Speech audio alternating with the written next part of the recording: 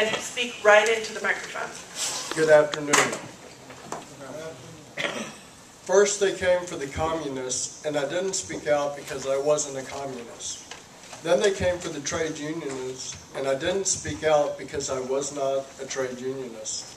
Then they came for the Jews, and I didn't speak out because I wasn't a Jew. Then they came for me, and there was no one left to speak out for me. The following passage came from a pastor, Martin Niemöller, about the inactivity of German intellectuals following the Nazi rise to power and the purging of their chosen groups, group after group. Now, as you said, my name is Dab Garner. I was one of the first Americans diagnosed with HIV, even before it was called HIV. At the time, it was called GRID, Gay-Related Immune Deficiency. For the first 3 years of GRID, when people went into the hospital, they were placed into quarantine. They weren't allowed any visitors, so I started giving people teddy bears to give them something to hold on to give them something that told them that people loved them and that they cared, and even when there was no hope, to give them a little bit of hope as they were dying in their beds.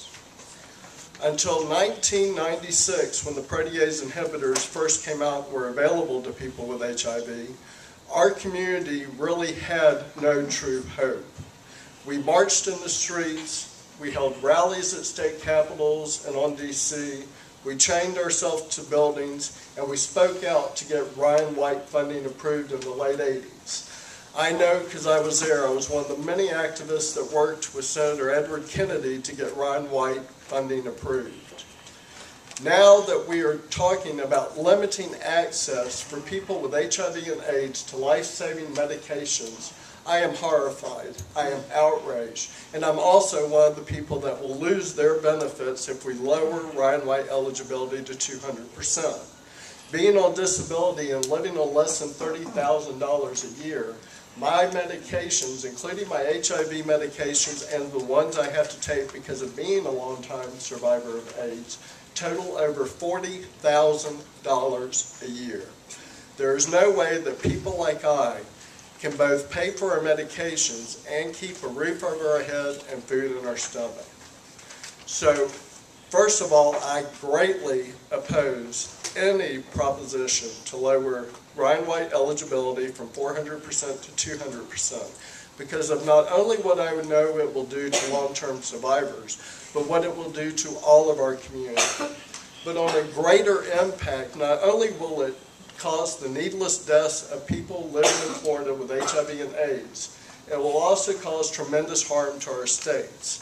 For every $1 that we spend in AICP, we receive $5 in return. For every dollar that we spend on ADAP, it prevents $100 being racked up in emergency rooms, nursing homes, and other facilities. So not only is it physically irresponsible, it's morally irresponsible. And it's time for us as a community to stand up, demand what we need to keep ourselves alive, and to be there for each other once again. Thank you. Thank you.